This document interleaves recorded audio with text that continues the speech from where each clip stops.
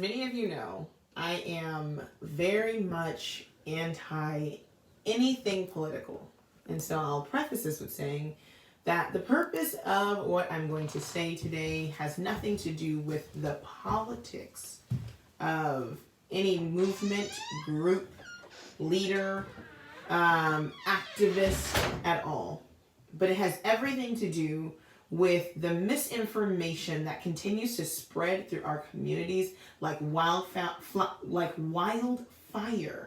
because of the inability for those who we have elected through support and through sharing to be our leadership. The Black community is plagued with those who speak and claim to have a voice, but who are saying nothing. There is no shortage of people giving information, sharing footage as it pertains to the global awakening, and specifically as it pertains to the Black Lives Matter movement. Now, let me state this. There is a difference between valuing the lives of the Black, brown, and as you would all call it, indigenous people. I will call them the ones who have been taken into the diaspora, who many of them are the biblical Hebrews that have been scattered to the four corners of the earth. So, do those lives matter? Absolutely. They always have and they always will. And there is a time of reckoning coming where those lives will be highlighted. So I am not against the reality that finally, people are understanding that the lives that have been disproportionately affected in every way globally matter because they are the people who have been disenfranchised and removed from their land by their Elohim because of their inability to follow his laws, statutes, and commandments. It has been prophesied, so we are seeing prophecy unfolding before our very eyes. But what I will say is this. Not all who are Black are woke, and not all who are Black who have woke rhetoric have remedy to remediate the issues within the Black community. I have an issue, personally, with the trajectory that our people are going as it pertains to the Black Lives Matter movement, because there are unbalanced measures being taken as to how they have chosen to move and to gather traction during this current time. And it has nothing to do with the freedom and the liberation of Black people from this nation specifically and from the disparities of the past. The movement is convoluted and it is very much broken into different sections that don't support the true liberation of Black people. It doesn't have a clear goal outside of Black Lives Matter. But what does that mean? Where does that go? As many of you know, I am an educator. My degree is in education. And over the past 6 months, I dealt specifically with writing my thesis, which is on implicit biases in education. And as a person who has passion, I can say that, yes, I am biased toward education. And as a so-called Black woman, a Hebrew woman, in this country, I understand the disparities that face our community, and I am also biasly passionate about those things. The Black Lives movement, though, Black Lives Matter movement, is a social agenda. And as I read through their purpose statement, it is full of the rhetoric that supports the lifestyles of Black lives, but not the things that liberate the lives of Black lives. As long as we live in this country, there are certain things that have to be in place that allow us to be free from police brutality, free from educational inequity, free from healthcare inequity, free from land inequity and our ability to have food in our communities. These are very, very, very important subjects. And this month, and I understand that it's Pride Month for the LGBTQ community, but this month and the issues that are facing the Black community have been extremely overshadowed by the LGBTQ community as a separate offshoot of a supposedly bigger social issue. So now police brutality pales in the sight of what would, and I hate to go here because I know the backlash that comes with it, but I have to say it. As a Black woman in America, I don't get to choose to be Black. I'm born Black. And I'm not saying that people, because of whatever, whatever descriptions or whatever scientific background or whatever they want to give, I'm not dispelling anybody's right to say who they are or what they are. That's not my job. That's not why I'm here. That's not why I teach Torah. And that's not why I educate. What I am saying is when I'm born Black first. And all the inequities that come with my skin color, there's nothing I can do about it. Now, I'm not telling anybody to not live their truth. I believe everyone should live their truth. I had this conversation earlier, and I believe it. I think everyone should, because we all have the ability to choose. What we don't get to do is choose the consequences of our choices. Nobody does. So if a person wants to steal, if a person wants to, loot, if a person wants to burn down buildings, everybody has a choice to do what they want to do. There are consequences that follow. I think the same thing is true with anything else. What we don't get to choose, though, is to be born in a way that we can't change. I'm not telling anybody to suppress how they feel. That's not my job. But what I am saying is a person can live gay or trans and bottled up inside of a body, and a person will never know it. But I can't walk out in the street for 5 seconds and not be known as a Black woman. And the fact that throughout history, everybody else's agenda pales in comparison to I shouldn't say pales, it causes the issue that plagues the Black community to be put on the back burner, and it pales in comparison to what other people feel like are the main focal points. So, since the civil rights movement, Black injustice has been used as a way for other people's agendas to piggyback off of them. Yesterday, I saw painted on a street that all Black lives matter, and it confused the hell out of me, because if Black lives matter, then that is essentially inclusive of all people who identify as Black, right? And when I looked closer, I understood that was supposed to mean that also includes trans lives and LGBTQ and theys and thems and he's and she's.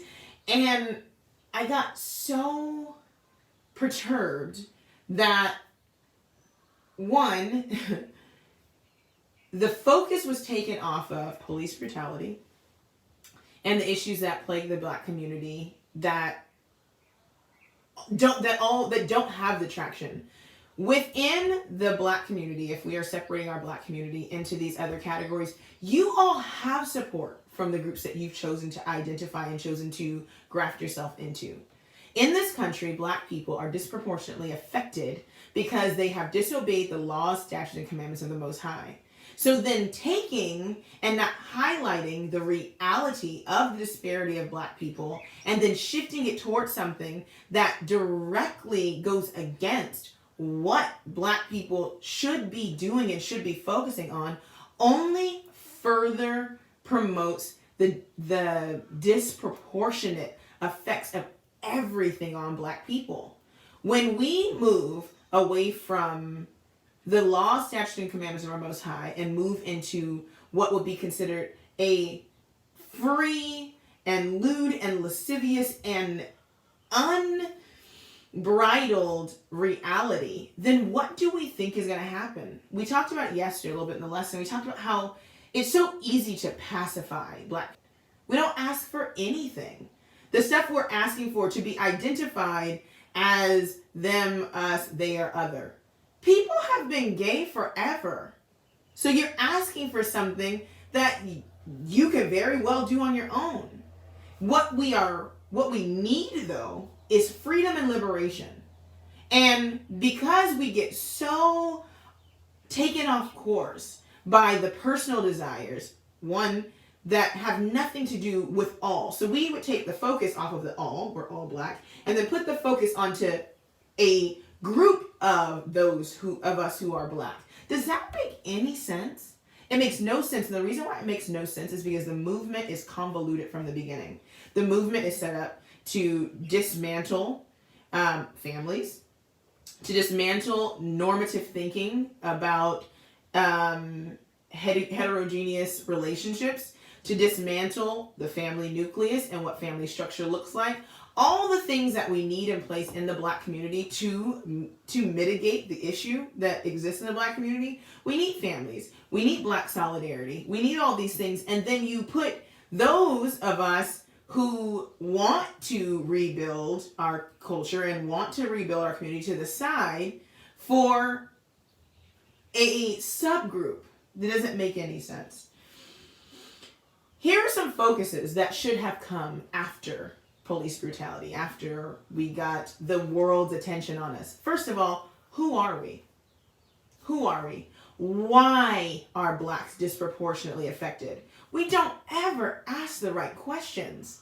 We understand that things are happening, but we never ask why they're happening, because there's an answer for why they're happening. All right. Educational reform. We are disproportionately affected by COVID-19, not only on the health spectrum, but also educationally. Our children have been out of school. They are in schools taught predominantly by white female educators who are the gatekeepers for the school to prison pipeline. And right now we have the world's attention on us as a people in this country and all around the world. We chose to shift our focus toward gender equality and not to look at our children. We're reading a book right now in the Patreon book club, and it's called Post-Traumatic Slave Disorder. And one of the things that came out of, or post-traumatic slave disorder. And one of the things that was in the book that was very important is one of the Maasai tribes would ask as a greeting, and I'm paraphrasing it, how are the children? How are the children? And the response, when it was well, was that the children are well. The children are thriving. I'm paraphrasing, of course.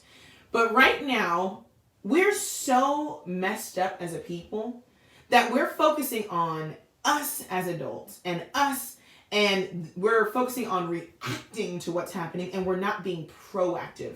Our children need to be raised in a culture where they are taught to love themselves, to thrive, to not have to fight for their life to matter, but for their life to truly matter, for their education to matter. Our children are going to go back to school, be placed in the next grade, and are going to fall behind. There is already a black-white achievement gap, and it's caused by a black-white opportunity gap. And when we have the opportunity from within our own community to highlight this, we choose to offshoot and go towards something that we could talk about 365 days a year if it was something worthy of talking. All right, before we deal with trans lives and gender equality, we can deal with food inequity. When we have our own land and we have our own food, we can grow our own food, right? We're not asking for the right things. We're asking for laws that go on paper that now require the same oppressors that are killing us due to police brutality to enforce these laws to give us these rights.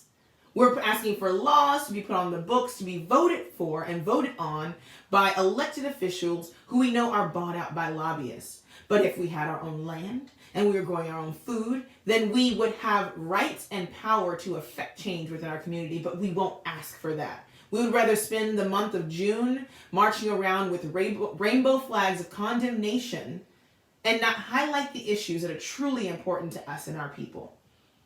We are so quick to settle. Why not ask for freaking reparations? Why not ask for land? Why not ask for them to open vaults at the museums and give us back? Why not ask for our language? Why not ask for our slave ledgers? Why not ask for our gold that they've ripped from our land and the bodies that they stole out of our tombs so we can truly identify who we are? Why not march and ask for our culture and the stuff that's been taken out of books because it was claimed to be anti-Semitic when it told us who we are and whose we are? We are so quick to get up and march and ask for something that means nothing and has no true lasting effects for our community. We vote and beg according to our sin and not our liberation. We want to ask to be given the right to be transgender and ask to be given the right to be homosexual and ask to be given the right to marry and ask to be given the right to do a bunch of stuff that means nothing. You get killed the same. You get lynched the same. You get shot by police the same. Your individual rights don't help the collective inequity. Why do we need someone to let us do stuff that we've been doing anyways? Come on. Whenever we establish a movement separate from the Most High, we fail to do justice properly. We are placed here on this planet as so-called black people, as the chosen people of Elohim, as the children of Israel, to be a light and a beacon to the world, not to further lead them away from their Creator. That is not what we're put here to do. And so when we don't do justice properly, we continue to cyclically fall into the same habits, and we get a little bit of airtime and it diminishes. The Most High is not going to allow a people that He has chosen to Himself and for Himself to be a light to the world, to lead the world in darkness.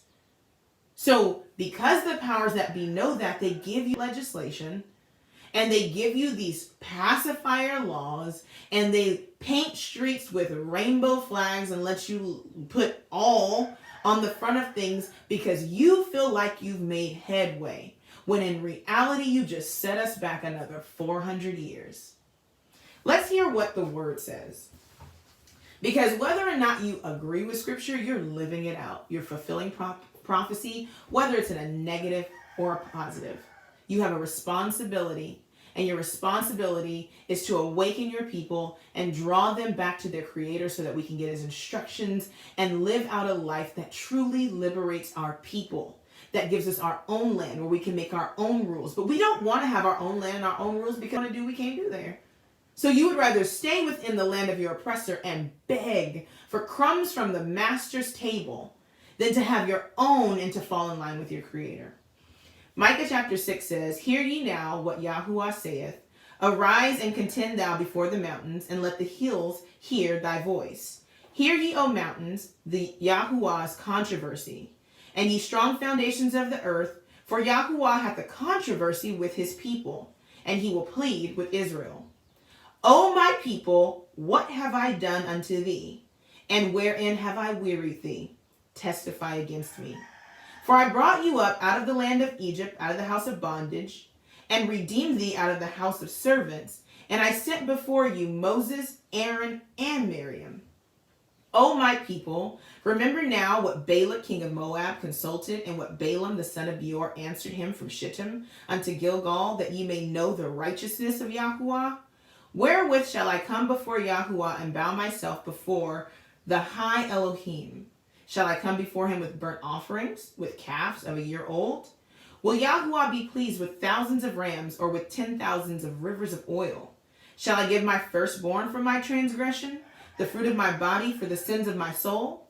He hath showed thee, O man, what is good, and what doth require of thee, what he requires of thee, but to do justly, and to love mercy, and to walk humbly with thy Elohim. Yahuwah's voice crieth unto the city, and the man of wisdom shall see your name. Hear ye the rod, and who hath appointed it? Are there yet the treasures of wickedness in the house of the wicked, and the scant measure that is abominable? Shall I count them pure with the wicked balances, and with the bag of deceitful weights? For the rich men thereof are full of violence, and the inhabitants thereof have spoken lies, and their tongue is deceitful in their mouth. Therefore also will I make thee sick in smiting thee, and making thee desolate because of thy sins. Thou shalt eat, but not be satisfied. And thy casting down shall be in the midst of thee. And thou shalt take hold, but thou shalt not deliver. And that which thou deliverest will be given to the sword. You shall sow, but you will not reap. You shall tread the olives, but you will not be anointed with the oil, and sweet wine, but you will not drink wine. For the statutes of Omri are kept, and all the house of Ahab, and ye walk in their counsels, that I should make thee a desolation, and the inhabitants thereof a hissing. Therefore you shall bear the reproach of my people.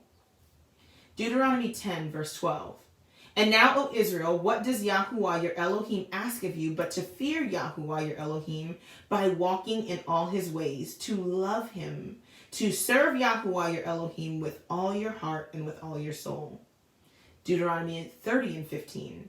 See that I have set before you today life and prosperity, as well as death and disaster. Proverbs 21 and 3. To do righteousness and justice is more desirable to Yahuwah than sacrifice.